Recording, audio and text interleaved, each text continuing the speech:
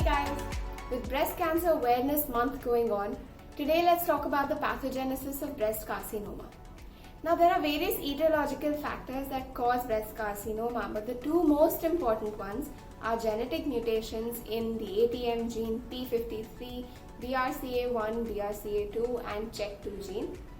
And the second one is hormones, or more specifically estrogen. Let's look at each of these. Now the first one, that is genetic mutation, what happens is the ATM gene and the P53 gene together detect any DNA damage that occurs in a cell. Following this, CHEK2 arrests the cell cycle, after which BRCA1, BRCA2 and the CHEK2 gene cause DNA repair.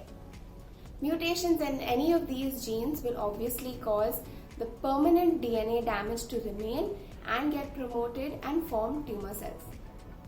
Now, based on the type of genetic mutations that occur, there are three types of invasive carcinomas. The first one is ER positive, HER2 negative carcinoma, where normal breast tissue undergoes chromosome 1 gain, chromosome 16 loss and forms epithelial cell atypia.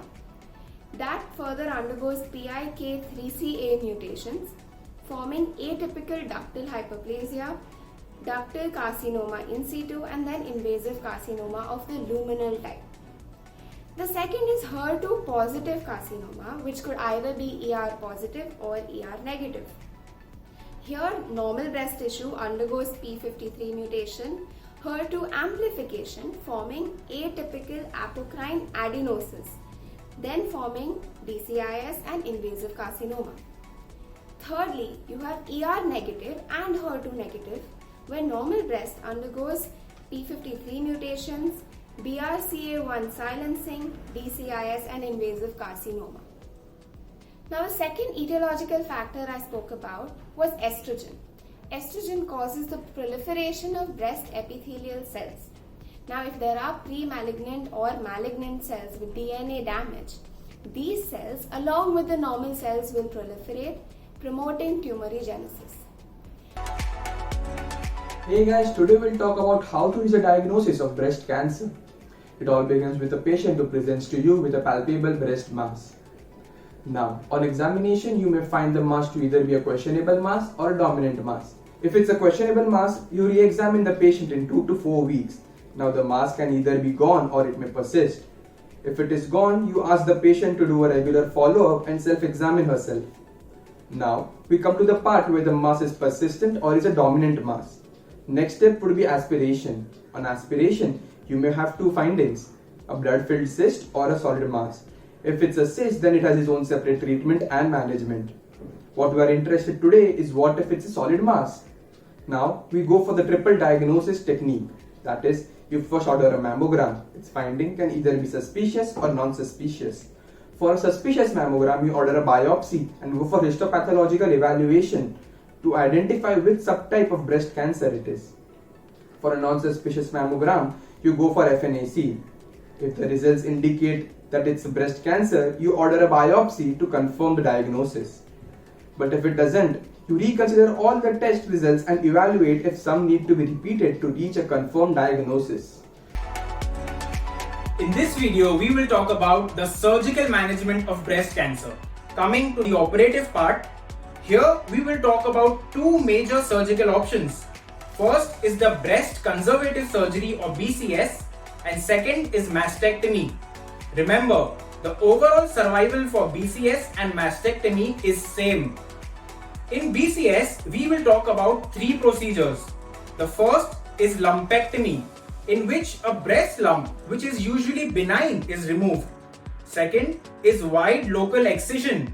Here, a breast lump which may be malignant is removed along with a 1 centimeter margin. Recent updates mention that a 1 millimeter margin or no tumor at ink is also sufficient. The third procedure is quadrantectomy, in which there is removal of 1 quadrant of breast. The incisions which are given are circumlinear non-radial incisions. These procedures are usually combined with an axillary clearance by a separate incision in axilla. BCS is followed by radiotherapy to prevent locoregional recurrence. The contraindications in BCS can be divided into two parts. First, contraindication to radiotherapy, and second, other contraindications. Contraindications to radiotherapy may be absolute and relative. Absolute contraindications include pregnancy and previous radiotherapy to chest wall.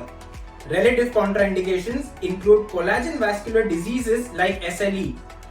In other contraindications, absolute contraindications include more than or equal to 2 tumors in different quadrants and persistently positive margins. Relative contraindications include multiple tumors in the same quadrant and large tumor to breast ratio. Coming to mastectomy, mastectomy can be divided into three major types: simple, radical mastectomy, and modified radical mastectomy. Remember, the incision in modified radical mastectomy is the elliptical Stewart's incision.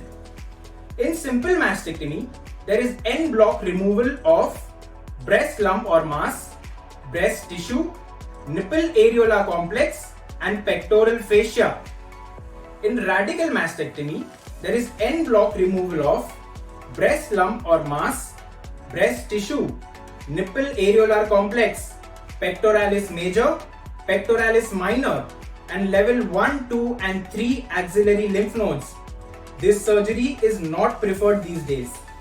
In modified radical mastectomy, there is en bloc removal of breast lump or mass, breast tissue, nipple areolar complex, pectoral fascia, and level 1 and 2 axillary lymph nodes.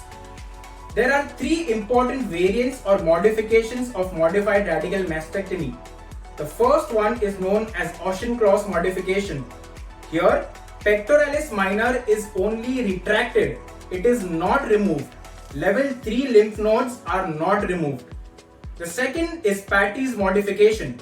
Here, pectoralis minor is excised and removed. Level 3 axillary lymph nodes are also removed. The third modification is known as the Scanlon modification. It is considered to be a modification of Patty's variant.